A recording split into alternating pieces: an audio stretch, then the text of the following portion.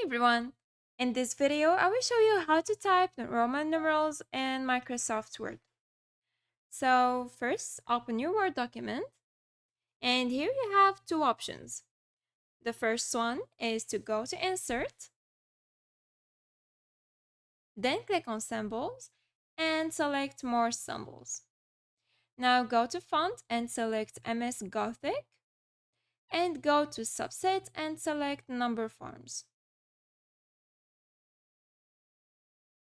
And here is the Roman numeral 1, 2, 3, 4, and 50, 100, 500, and 1000.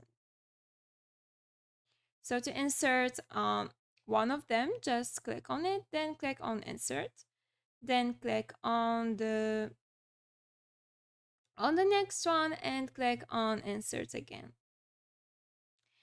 The second option is to hold the Control key, then click on F9, then type equal and the number you want to convert to Roman numerals.